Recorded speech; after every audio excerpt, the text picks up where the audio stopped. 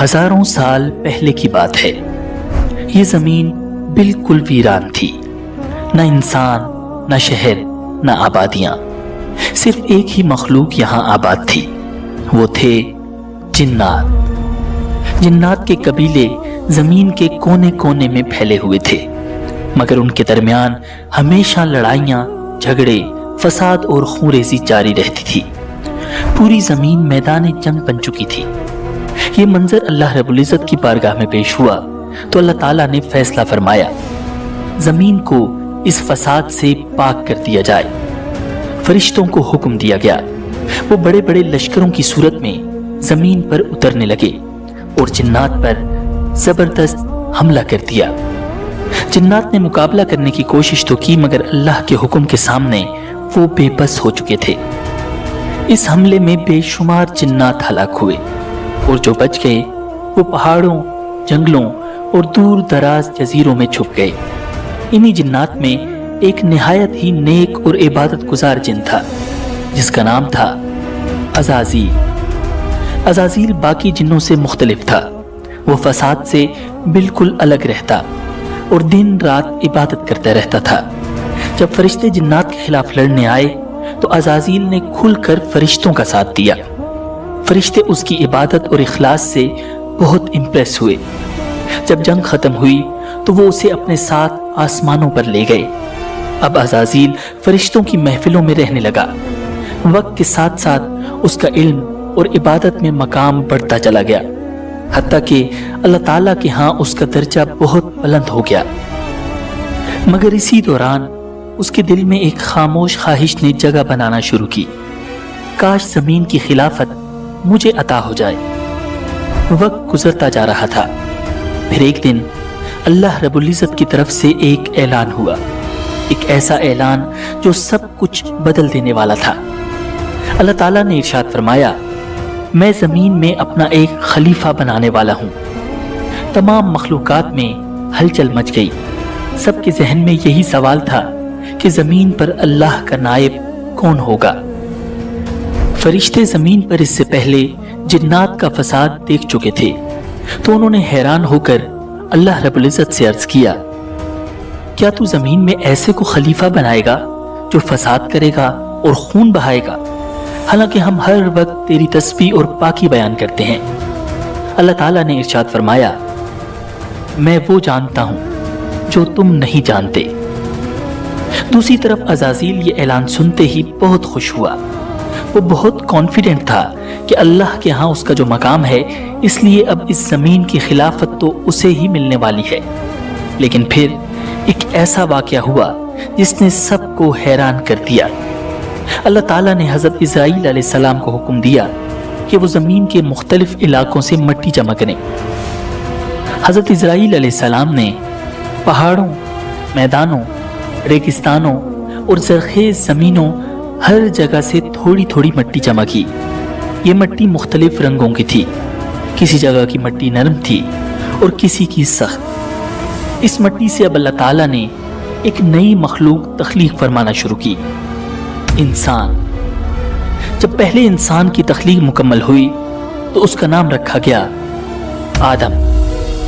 फिर अल्लाह ताला ने उनमें रूह फूंकी और यूं इंसानियत की इब्तिदा हो गई।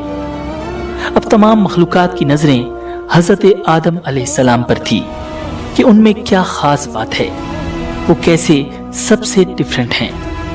अब अल्लाह रब्बुल इज़्ज़त ने हजरत आदम अलैहिस्सलाम को खास इल्म अता करना शुरू किया। ऐसा इल्म जो इससे पहले किसी को भी नहीं दिया गया था, ना फरिश्तों को, ना जिन्नात को। अब इस इल्म से मुताल्लिक इम्तिहान लेने की बारी थी। अल्लाह ताला की तरफ से फरिश्तों और हजरत आदम अलैहिस्सलाम का इम्तिहान लिया गया। फरिश्ते किसी सवाल का जवाब न दे सके, जबकि हजरत आदम अलैहिस्सलाम ने तमाम सवालों के ठीक ठीक जवाब दे दिए। अब फरिश्तों पर बिल्कुल वाज़ेह हो गया कि इंसान उनसे बहुत सुपीरियर है। उन्होंने अल्लाह रब्बुल इज़्ज़त के हुजूर अर्ज किया, या अल्लाह, हम सिर्फ उतना ही जानते हैं जितना तूने हमें सिखाया। बेशक तू ही इल्म वाला, हिकमत वाला है। और फिर वो दिन आ गया جب زمین کی خلافت کا فیصلہ کیا جانا تھا۔ مجلس میں تمام فرشتے اور عزازیل بھی موجود تھا۔ عزازیل کے دل میں انسان کے خلاف حسد کی چنگاری بھڑک رہی تھی، مگر اسے اپنی عبادت پر بہت ناز تھا اور وہ سوچ رہا تھا کہ آدم تو بیچارہ مٹی سے بنا ہے اور میں آگ سے بنا ہوں، میں ہی یقیناً اللہ کے نزدیک افضل ہوں، خلافت تو مجھے ہی ملے گی۔ اور پھر اللہ تعالیٰ نے اپنا فیصلہ سنا دیا کہ زمین پر اس کا خلیفہ انسان ہوگا۔ عزازیل پر یہ خبر بجلی بن کر گری، وہ شوق میں چلا گیا، اس کی آنکھیں غم اور غصے کی وجہ سے سرخ ہو رہی تھیں۔ اب اللہ رب العزت نے تمام فرشتوں اور عزازیل کو حکم دیا، آدم کو سجدہ کرو۔ اللہ رب العزت کے اس حکم کے ساتھ ہی تمام فرشتے فوراً سجدے میں گر گئے، سوائے عزازیل کے۔ کسی کی مجال نہ تھی کہ اللہ کے حکم کا انکار کرے، مگر وہ بدبخت گردن اکڑائے غصے اور تکبر کے ساتھ کھڑا ہوا تھا۔ دربار خداوندی میں سناٹا چھایا ہوا تھا۔ اللہ تعالیٰ نے پوچھا، تجھے کس چیز نے روکا کہ تو سجدہ نہ کرے جب میں نے تجھے حکم دیا؟ ابلیس نے تکبر سے جواب دیا، میں اس سے بہتر ہوں، تو نے مجھے آگ سے پیدا کیا اور اسے مٹی سے۔ اللہ رب العزت نے نہایت جلال سے فرمایا، نکل جا یہاں سے، تجھے یہ حق نہیں کہ یہاں تکبر کرے، یقیناً تو ذلیلوں میں سے ہے۔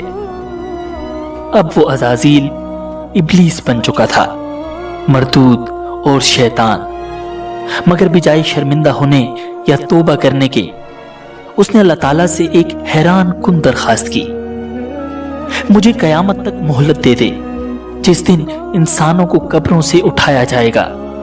اللہ رب العزت نے فرمایا، جا، تجھے مہلت دی گئی۔ لیکن ابلیس نے وہیں ایک اور اعلان کیا، جو کہ ایک چیلنج تھا، ایک سازش تھی۔ کہنے لگا، اب چونکہ تو نے مجھے گمراہ کیا ہے، اس لیے میں بھی قسم کھاتا ہوں کہ ان انسانوں کی گھات لگا کر تیرے سیدھے رستے پر بیٹھا رہوں گا، پھر میں ان پر چاروں طرف سے حملے کروں گا، ان کے سامنے سے بھی اور ان کے پیچھے سے بھی اور ان کے دائیں طرف سے بھی اور ان کے بائیں طرف سے بھی، اور تو ان میں سے اکثر لوگوں کو شکر گزار نہیں پائے گا۔ اللہ رب العزت نے نہایت جلال سے فرمایا، نکل جا یہاں سے ذلیل اور مردار ہو کر، ان میں سے جو تیرے پیچھے چلے گا وہ بھی تیرا ساتھی ہوگا، اور میں تم سب سے جہنم کو بھر دوں گا۔ یوں ابلیس انتہائی ذلیل ہو کر بارگاہ خداوندی سے نکل گیا۔ وہ غصے اور انتقام کی آگ میں جل رہا تھا۔ اسے سب سے زیادہ غصہ انسان پر تھا، جس کی وجہ سے وہ اللہ رب العزت کی مجلس سے نکالا جا چکا تھا۔ اب حضرت آدم علیہ السلام کا اصل امتحان شروع ہونے والا تھا۔ انسان اور شیطان کا مقابلہ شروع ہونے والا تھا۔ حضرت آدم علیہ السلام جنت میں رہنے لگے، وہاں ہر طرح کی نعمتیں تھیں، لیکن پھر بھی وہ اکیلا محسوس کرتے تھے، انہیں تنہائی کا احساس ہوتا تھا۔ اللہ رب العزت نے ان کی تنہائی دور کرنے کے لیے ان کی زوجہ حضرت حوا علیہ السلام کو پیدا فرمایا، وہ ان کی ساتھی بنی۔ اب حضرت آدم اور حضرت حوا دونوں خوشی سے جنت میں رہنے لگے۔ اللہ رب العزت نے فرمایا، اے آدم، تم اور تمہاری بیوی جنت میں رہو، جہاں سے چاہو کھاؤ پیو، خوشی سے رہو، مگر ایک درخت کے قریب مت جانا، ورنہ تم ظالموں میں سے ہو جاؤ گے۔ جنت میں ہر طرف نعمتیں تھیں، آرام تھا، سکون تھا، صرف ایک درخت تھا جس کے قریب جانے سے اللہ رب العزت نے منع فرمایا تھا، مگر شیطان جو پہلے ہی جنت سے نکالا جا چکا تھا، حضرت آدم علیہ السلام سے حسد اور بغض میں جل رہا تھا۔ وہ چاہتا تھا کہ آدم اور حوا بھی اللہ تعالیٰ کی نافرمانی کریں تاکہ وہ بھی اس کی طرح جنت سے نکالے جائیں۔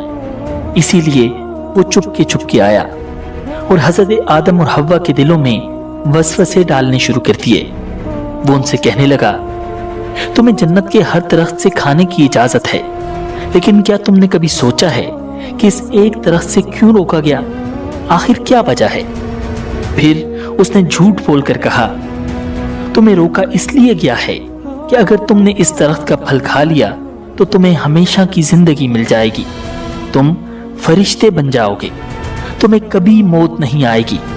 ये दरख्त तो शजरे खुल्द है, यानी हमेशा की जिंदगी देने वाला दरख्त। इब्लीस ने बड़ी नरमी, चालाकी और झूठी कसमों के साथ ये जाहिर किया कि वो उनका खैर खा है। वो बार बार कहता रहा, मैं तुम दोनों का भला चाहता हूं, मेरी बात मानो, इस दरख्त का फल खा लो, देखना तुम्हें क्या मकाम हासिल होता है। हजरत आदम और हव्वा ने कभी झूठ सुना ही नहीं था और न कभी किसी को अल्लाह की झूठी कसम खाते देखा था, तो बिलाखिर वो धोखा खा गए और उस दरख्त का फल खा लिया। बस यही वो लम्हा था जिसने सब कुछ बदल दिया। अल्लाह ताला का हुक्म टूट चुका था। जैसे ही उन्होंने फल खाया, फौरन जन्नत का नूरानी लिबास उनके जिस्मों पर से गायब हो गया और वो घबरा कर जन्नत के पत्तों से खुद को छुपाने लगे। उन पर एकदम शर्मिंदगी छा गई। अल्लाह ताला ने हजरत आदम को पुकारा, क्या मैंने तुम्हें इस दरख्त से मना न किया था और ये न कहा था कि शैतान तुम दोनों का खुला दुश्मन है? दोनों ने जब अल्लाह की पुकार सुनी तो मारे खौफ के कांप उठे। हजरत आदम और हजरत हव्वा अलैहिमुस्सलाम बहुत गमगीन थे कि उनसे क्या गुनाह हो गया, कैसे वो शैतान के धोखे में आ गए। उन्हें समझ नहीं आ रही थी कि अल्लाह रब्बुल इज्जत से माफी कैसे मांगे, मगर अल्लाह की करीम जात को उनकी हालत पर रहम आ गया और अल्लाह ताला ने खुद उन्हें एक खास दुआ सिखा दी। रब्बना ज़लमना अनफुसना व इल्लम तग़फिर लना व तरहमना लनकूनन्न मिनल खासिरीन। ऐ हमारे रब, हमने अपनी जानों पर जुल्म किया, अगर तू हमें न बख्शे और हम पर रहम न करे तो हम यकीनन खसारे वालों में से हो जाएंगे। हजरत आदम और अम्मा हव्वा ने ये दुआ मांगना शुरू की तो अल्लाह ताला ने उनकी तौबा कबूल कर ली और यूं तौबा का दरवाजा हमेशा के लिए खुल गया। फिर अल्लाह ताला ने फरमाया, अब तुम सब इंसान और शैतान जमीन पर उतर जाओ, तुम एक दूसरे के दुश्मन होगे, वहां तुम्हें एक वक्त मुकर्रर तक ठहरना है और वहां जिंदगी गुजारनी है। हजरत आदम और हजरत हव्वा को जन्नत से उतारकर इस जमीन पर भेज दिया गया। यही वो जगह थी जहां उनका और उनकी आने वाली नस्लों का इम्तिहान लिया जाना था, जहां इंसान और शैतान की एक मुसलसल जंग रहनी थी। इस जमीन पर तो सब मुख्तलिफ था। इधर आकर उन्हें पहली बार भूख का एहसास हुआ, पहली बार खेती बाड़ी की, रोटी पकाई और तब जाकर पेट भरा। हजरत इब्ने अब्बास रज़ियल्लाहु ताला अन्हु फरमाते हैं कि जमीन पर उतरने के बाद हजरत जिब्राइल अलैहिस्सलाम हजरत आदम अलैहिस्सलाम के पास आए। उनके साथ गंदम के 7 दाने भी थे। हजरत आदम ने पूछा, ए जिब्राइल, ये क्या चीज है? हजरत जिब्रील अलैहिस्सलाम ने जवाब दिया, ये उसी दरख्त का फल है जिसके बारे में आपको मना किया गया था, लेकिन आपने वो खा लिया था। हजरत आदम ने फरमाया, अब मैं इन दानों का क्या करूं? हजरत जिब्रील ने कहा, इन्हें जमीन में बो दीजिए। हजरत आदम ने उन दानों को जमीन में बो दिया। ये दाने बहुत वजनी और बड़े थे, दुनिया के आम दानों से कहीं ज्यादा। कुछ अरसे बाद वो दाने उगाए। हजरत आदम ने फसल काटी, दाने साफ किए, फिर उन्हें पीसा, आटा गूंदा और रोटी बनाई। यूं हजरत आदम अलैहिस्सलाम ने जमीन पर मेहनत करके खाना खाने का तरीका सीखा। इसी तरह हजरत आदम अलैहिस्सलाम का पहला लिबास भी हजरत जिब्राइल अलैहिस्सलाम की मदद से तैयार हुआ। वो भेड़ की ऊन से बना था। पहले उन्होंने ऊन काटी, फिर चरखे पर धागा बनाया, फिर हजरत आदम अलैहिस्सलाम ने अपने लिए एक जुब्बा और हजरत हव्वा के लिए कमीज और ओढ़नी तैयार की, और यूं इस जमीन पर इंसानियत का आगाज हुआ।